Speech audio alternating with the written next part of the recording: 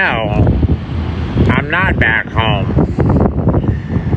In the sense of I'm back home at the hospital, meaning all my years in the psych ward, and I try to stay out of a hospital all these years, and here I am back home, unless you mean it like that, motherfucker. Thought you were my friend.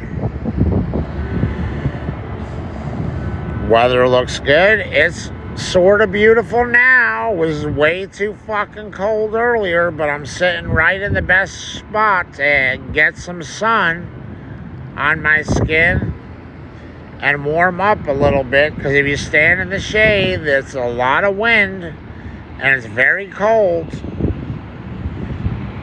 I like the cold, but I don't like it too cold. Makes me nervous. Makes me shaky. Makes me shaky. Makes me shaky. Shaky, shaky, shaky, shaky.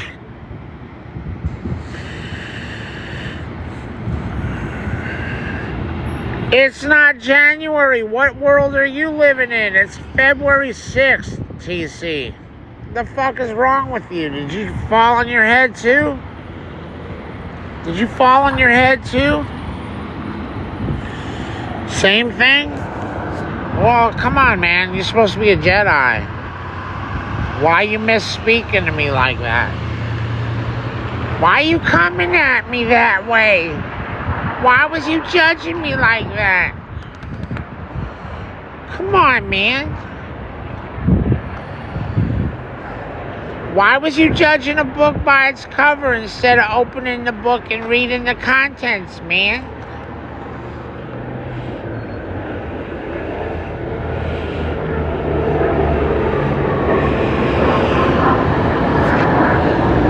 No, TC, that was January 6th, not February 6th, you schmuck. What's wrong with you?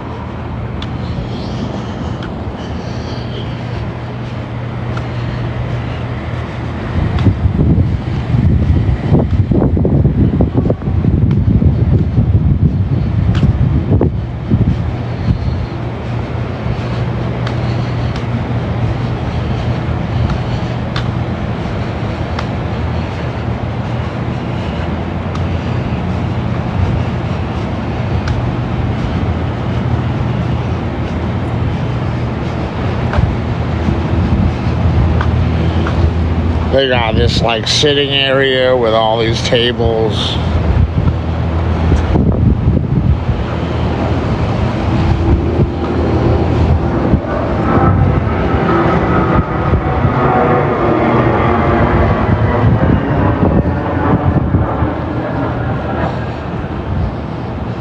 It is like a resort, kind of. Who said that? Midnight? It kind of is like a resort. Like, if they decided to ever sell the hospital, they could definitely turn this, well, not a resort, I don't think, but a really upscale hotel. It could be like I guess it could be a resort. I would think just a really upscale hotel.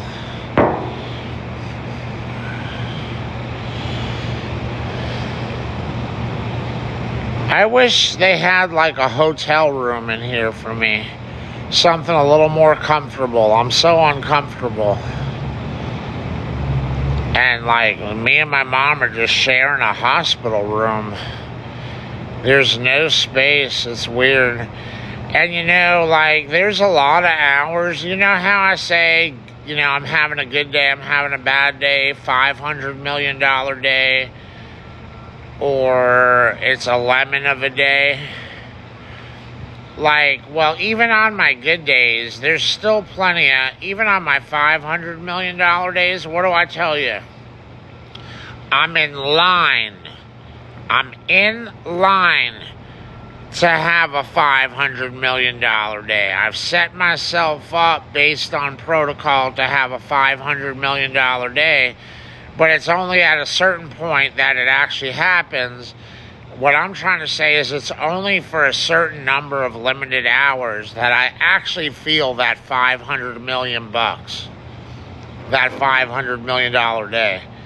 Even on those great days, those $500 million days, there's so many hours before I start to feel good, and then my medicine wears off and I don't feel good. The point is, I am around a clusterfuck of people.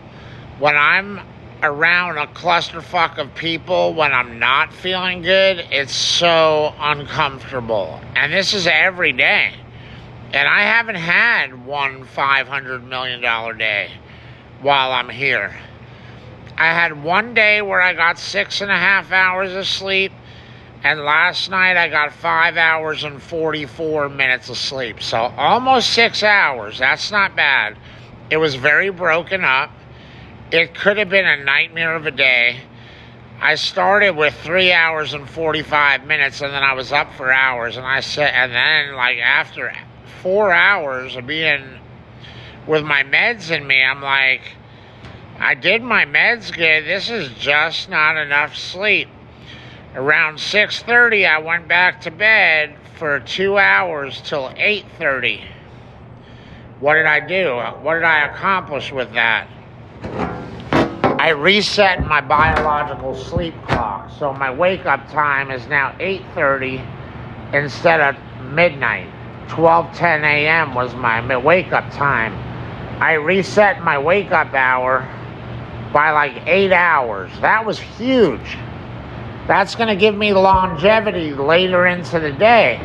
Instead of fading at 2 o'clock and feeling nauseous and on exhaustion from being up since midnight and fading at 2 o'clock after being up for 14 hours, I changed my wake-up hour by 8 hours. That'll actually help me go till 5, 6, 7, 8 o'clock without feeling as tired as I would have felt at 2 o'clock. Also, it gives me 2 more hours coupled with my 3 hours and 45 minutes of sleep, which was not enough, and now I have almost 6 hours of sleep. So it accomplished 2 major things. And I have adequate total sleep now. It's a shame that it has to be so broken up like that. It's kind of like I got a really long nap and then a short nap. and that was my sleep. It's not ideal, but that's what I'm saying. The hospital has never in my life been a place where I could sleep good. It's never been a comfortable setting. I'm really trying to hold it together and hang in there and make this work so I can be here for my mom. And there's little things I'm doing all day to keep myself strong and cope and manage myself. Not just be here for my mom, but manage myself so I can last longer throughout the process and through the process. I'm pretty sharp today. And we just hit the 7-day point of her being admitted in the hospital. I've been staying in a hospital for literally the last 7 days. I haven't slept in my house once in the last 7 days. So if you want to call that a vacation, yeah, this is some cost that this vacation comes at, that my mom is dying. My mom's dying, and I have to stay in a hospital to get a vacation from the normal status quo. So, it's tough. It's tough, and I'm very uncomfortable. There are so many people walking near you and in your space all day. When I'm feeling great, I've talked about this before. When I'm feeling good and I'm feeling great, I'm such an outgoing extrovert and outgoing personality. I love to mingle and shoot the shit with people, talk to people, small talk, conversations, hang out, have fun, party it up, whatever. I mean, I'm an old man now, so I don't party like in, the traditional sense of like liquor and alcohol and drugs. I don't do that. But, my version of a party these days is just hang out with a bunch of people. Like, if I'm feeling good, this place is like paradise. So many people, so many cool people, beautiful people, attractive people. It's a safe place. You would think it's pretty safe because there's tons of cops, tons of security guards, so you don't have to be paranoid. I mean, you could see the cup half full or half empty. You're definitely being monitored. All my talks about being monitored, like you're literally being monitored every second. I don't like that type of scrutiny, being scrutinized. But you can see it half full that it's a very safe place. So there's a lot of good things about this place if I'm feeling good, but I've had way more hours feeling shitty here. And then there's the factor of this is very dark and depressing. Watching my mom suffer. My mom is sick, very bad cancer. It's spread so bad. You could arguably say at this point she's dying unless they give us some new news. Some new miraculous news. So it's tough, man. I'm very uncomfortable here.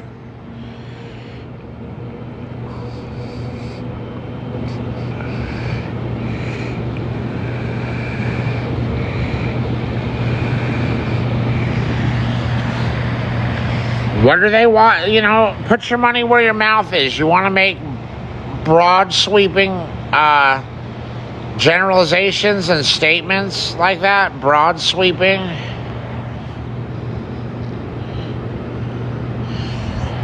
That the FBI is watching me. Why would they be watching me? What do? I have like the most boring life. I do nothing. I don't even talk to people because for most of the last 6 years, I've been home at the house with my mom. So why would they be watching me? That makes no sense. I'm not a criminal. They're trying to recruit me to be part of their team? All right, now that makes sense. Because I am sharp as fuck. Laser sharp focus. Midnight, I'm locked in. Send it if you can send it. Give it if you can give it. This is the biggest gifting hour ever. This is the best gifting hour ever. I do this for Estelle. I love my mother, Estelle. If you can send it, send it. If you can give it, give it. Gifting hour is upon us. Gifting hour has begun. This is the biggest gifting hour ever. This is the best gifting hour ever. Send gifts. Send gifts. Thank you, Salted.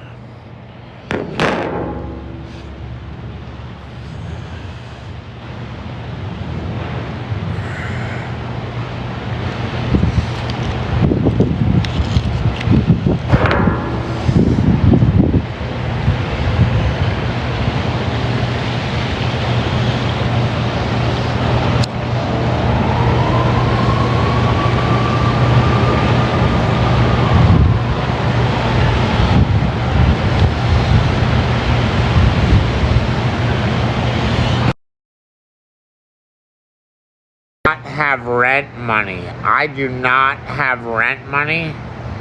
I need to raise money quick. Do not let me fall. Do not let Tank Lip be homeless. Do not let Tank Lip end up in a group home. Cash apps, $ Tank Lip 1111. Venmo, Jason D. Lip at yahoo.com. TikTok gifts. Send gifts. I need money, y'all, for rent. First things first, it's time to pay the rent. First things first, it's time to pay the rent.